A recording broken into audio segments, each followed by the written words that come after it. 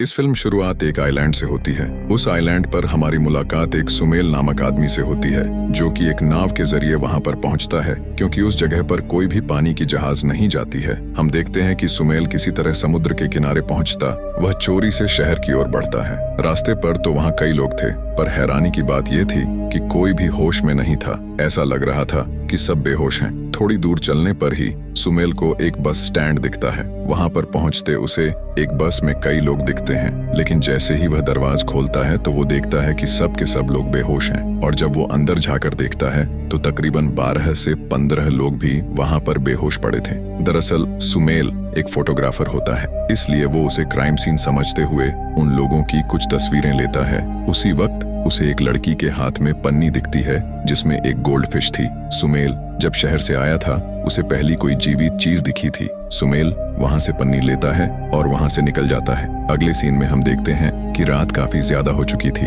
इसलिए अब वो घर की तलाश में था जहां पर वह अपनी रात गुजार सके। थोड़ा ढूंढने पर ही उसे एक घर मिलता है जिसका दरवाजा भी खुला हुआ था, लेकिन फिर सुमेल अंदर जाते ही घर की तलाशी लेता है तो उसे एक रूम में एक लड़की सोई हुई मिलती है। वह बिना कोई हलचल करते हुए रूम का दरवाजा बंद कर देता है और किचन की ओर बढ़ता है, जहां पर उसे किचन से कुछ आवाजें आ रही थीं। अब वह किचन में जाता है तो देखता है कि वहां का नल खुला है। वह नल को बंद कर देता है और एक बड़े बर्तन में पानी भर के गोल्ड फिश को डाल देता है, जो कि उसे बस में मिली थी। अब रात काफी हो चुकी थी, इसलिए वह भी इसी घर में सोफे पर सो जाता है। थोड़ी देर बाद उसे नींद में एक अजीब सा सपना दिखाई देता है। सपने में वह देखता है कि वो जिस लड़की के घर में रुका था वहीं लड़की शॉपिंग कर रही है और वो भी वहां पर शॉपिंग कर रहा है। वो मौका पाते ही लड़की से बात करने की कोशिश करता है, लेकिन लड़की उसे मना कर देती है और कहती है कि तुम यहाँ के नहीं हो। और ये कहते ही सुमेल की नींद टूट जाती है। इसी के साथ हम देखते हैं कि अब सुमेल सुबह होते ही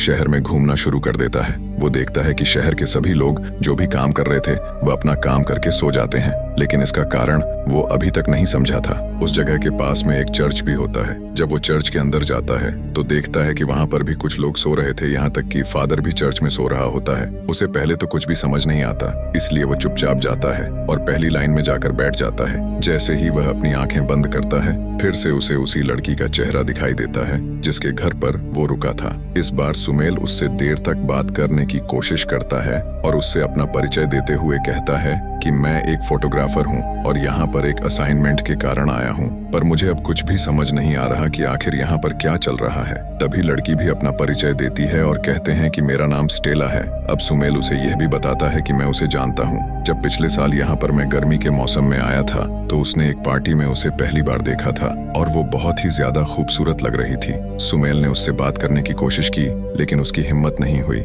इसके बाद स्टेला पहले तो मुस्कुराती है और फिर इस कर्ज के बारे में बताते हुए कहती हैं कि उनकी पर हाउस में एक आंटी रहती थी जो बहुत ही बढ़िया पियानो बजाती थी। एक दिन पियानो में अपनी फेवरेट धुन बजाते बजाते अचानक से वो सो गई। यह पहली बार था कि हमने ऐसा होते हुए देखा था। पहले तो हमने इसे बिल्कुल भी सीरियसली नहीं लिया, पर काफी टाइम तक उनके ना उठने पर हमने डॉक्टर को बुलाया। अच्छी बात यह थी कि डॉक्टर ने बताया कि वो बिल्कुल नॉर्मल है और इन्हें कुछ नहीं हुआ है। फिर धीरे धीरे दिन बीतते गए और एक एक करके शहर के सारे लोग सोते चले गए। मैं आखिरी थी और फिर मैं भी सो गई। मुझे कुछ याद तो नहीं, पर इतना याद है कि सोने से पहले मुझे बहुत ज्यादा प्यास लगी थी। इन्हीं बातचीत के बीच सुमेल की नींद खुल जाती है, पर इस बार उसे बहुत कुछ मालूम हो जाता है कि यहाँ पर क्या हो रहा है। जब वो अपने आसपास देखता है तो वह अपने आप को चर्च में पाता है। फिर उसे याद आता है कि वह चर्च में ही सो गया था, इसलिए वह अब चर्च की तलाशी लेता है और कुछ सोए हुए लोगों की तस्वीरें भी लेता है।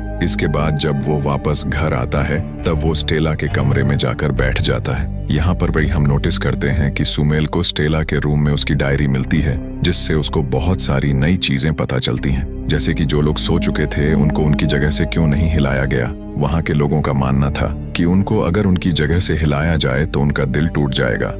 इसी के साथ उसे वहाँ पर एक आवाज सुनाई देती है जो वहाँ की अथॉरिटी लाउड स्पीकर में बजा रही थी कि अगर कोई भी जिंदा इंसान है तो अभी तुरंत दिए गए नंबर पर कॉल करें और वहाँ से निकले। ये जगह उन लोगों के लिए सुरक्षित नहीं है ये सुनते ही सुमेल भी काफी डर जाता है, इसीलिए वो वहां से निकलने का फैसला करता है और वो वापस से अपनी बोट की तरफ जाता है। लेकिन थोड़ी दूर पहुंचते ही वो फिर रुक जाता है और वापस चला जाता है, क्योंकि वो स्टेला से प्यार करने लगा था। इसीलिए वो अब वापस तो आ गया था, पर उसे समझ नहीं आ रहा था कि वो उसको जगाए कैसे। यही सोचते सोचते जब वो किचन में जाता है तो किचन में उसे एक सामानों की लिस्ट मिलती है। वैसे भी अब उसे कुछ समझ तो आ नहीं रहा था, इसलिए वह सोचता है कि क्यों ना कुछ सामान ही ले आए। इसलिए वो सामान लेने स्टोर पर जाता है। जब वो वहां पर शॉपिंग कर रहा था तब एक कार से कुछ डॉक्टर्स की टीम आ जाती है, इसलिए वो एक तुरंत प्लान बनाता है और ट्रॉली पर ही खड़े खड़े सोने का नाटक करता है। अब वो डॉक्टर्स भी अपना सामान लेकर सुमेल पर बिना कोई शक किए वहां से चले जाते हैं।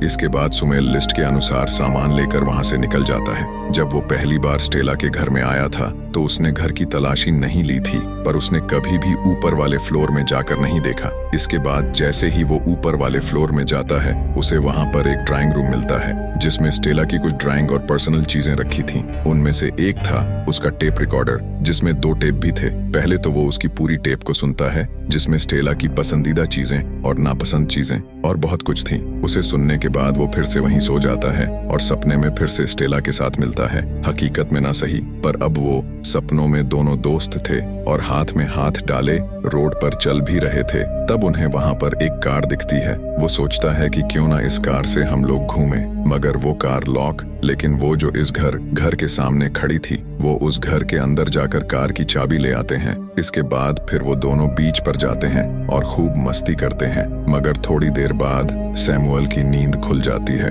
सुमेल को कुछ समझ तो नहीं आ रहा था और देखते ही देखते फिर रात हो जाती है। ऐसे तो वो सिगरेट और शराब नहीं पीता था, पर स्टेला के घर पर उसे एक सिगरेट मिलती है जिसे वह घर के बाहर बरामदे में बैठकर पीता है और उसे पीते ही उसके सर पर नशा चढ़ने लगता है और अपनी हल्की नींद में वो फिर से टाले से मिलता है। इस बार वो दोनों एक दूसरे की बहुत करीब आते हैं और किस भी करते हैं। इसी के साथ उसकी यही रात बीत जाती है और सुबह हो जाती है। समल को अभी भी कुछ समझ नहीं आ रहा था कि वो क्या करे जिससे कि वो स्टेला को जगा दे। इसलिए वो स्टेला की दूसरी टिप सुनता है जिसमें उसने अपने परिवार के बारे में बताया था कि उसका इस दुनिया में कोई नहीं था। उसे बचपन से ही उसके दादा और दादी ने पाला था। मूवी के अगले सीन में हम देखते हैं कि अब सुमेल को बहुत प्यास लगती है, इसलिए वो किचन में पानी ढूंढने के लिए जाता है। पर किचन में उसे अचानक से याद आता है कि स्टेला को भी 100 होने से पहले प्यास लग रही थी। अब वो कितना भी पानी पी ले उसकी प्यास बुझ ही नहीं रही थी। इसलिए सुमेल तुरंत पानी ढूंढता है, पर उसे घर में पानी नहीं मिलता